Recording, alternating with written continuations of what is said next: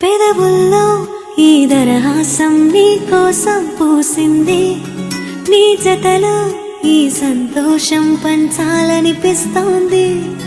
ఎందుకనో మది నీ కోసం ఆరాటం పడుతోంది. అయితేనే మాల జడిలో ఒక ఆనందం ఉంది. దూరం మహా చెడ్డదని లోకం అనుకుంటుంది, కానీ ఆ దూరమే నిన్ను దగ్గర చేసింది. నీలో నా ప్రాణం ఉందని ఇప్పుడేగా తెలిసింది.